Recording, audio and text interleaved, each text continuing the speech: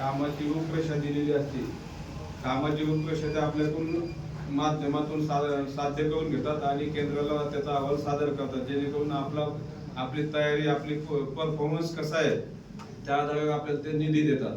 यामध्ये आपल्याला ज्या 9 संकल्पना दिलेल्या आहे शासनाने, त्याच्यामध्ये सगळ्यात पहिलं गरिबीमुक्त गाव.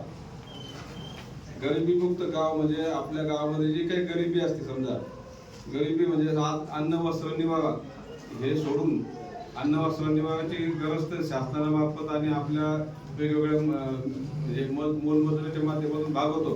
पण ती गरिबी मुक्ती जर गाव आपल्याला करायचं असेल तर मग आपण आता रोजगार हमी योजनेची सांगड घातलेली आहे. त्याला रोजगार हमी योजना आहे, बचत गटाच्या माध्यमातून काही शासनाने वेगवेगळ्या स्कीमच्या माध्यमातून रोजगार उपलब्ध करून दिलेला आहे. तर ते जर आपण म्हणजे लोकांचा आर्थिक स्तर उंचावल, आर्थिक स्तर उंचावलं म्हणजे आपलं गाव गरिबीतून मुक्त होईल. त्याच्यानंतरची दुसरी आहे आरोग्यदायी गाव.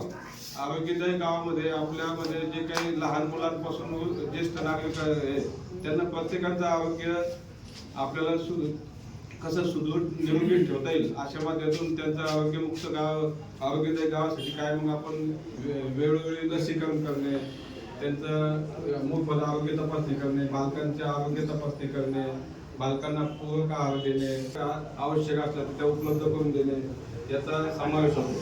त्याच्यानंतर बालस्नेही गाव. बालस्नेही गाव म्हणजे आपले प्राथमिक म्हणजे 18 वर्षाच्या पहिले जे काही मुलं येतात ते बालस्नेहीमध्ये येतात. त्याच्या माध्यमातून आपण त्यांना जे काय शिक्षणासाठी आवडी निर्माण करायचे आहे मग त्यांना वेगवेगळ्या स्पर्धेमध्ये भाग घ्यायला लावणे, त्यांना सांस्कृतिक कार्यक्रमाची आवड निर्माण करणे, त्यांच्यामध्ये स्पर्धा निर्माण करून त्यांना प्रोत्साहन बक्षीस देणे, जेणेकरून त्यांना आवड निर्माण होईल. आणि शाळाबाह्य मुलं जे आहे आपले छोटे छोटे बालकामगार असतात त्यांना आपण शिक्षणाच्या प्रवाहात आणणे असा उद्देश आहे. आणि बालकांना आपण वेळोवेळी आरोग्य तपासणी करून आपल्या अंगणवाडी मार्फत काही आमचे काही आहे 1-2 बहुतेक तर त्यांना आपल्याला गृह भेटी देणं गरजेचं आहे. म्हणून आपल्याला ते काय 2-3 आपण अंगणवाडी वैद्यकीय घेऊन येतात, पण मागे तुम्ही बोलले होते किंवा 1-2 जे लोक बालक आहेत त्यांच्या प्रत्यक्ष घरी जाऊन त्यांच्या पालकांना पण समुपदेशित करू आपण. आणि अशा पद्धतीने आपलं बालस्नेही गाव आहे की जलसमृद्ध. आपलं गाव जर जलसमृद्ध असलं म्हणजे आपले जे पाण्याचे स्रोत आहे जुने निजामकालीन आहे, काही शिवकालीन आहे, काही तलाव आहे, पाटबंधारे म्हणजे पुन्हा सिमेंट बंधारे याचं संवर्धन करून आपल्या भागातील पाण्याची पातळी वाढवल्यास आपलं गाव हे जलसमृद्ध होईल.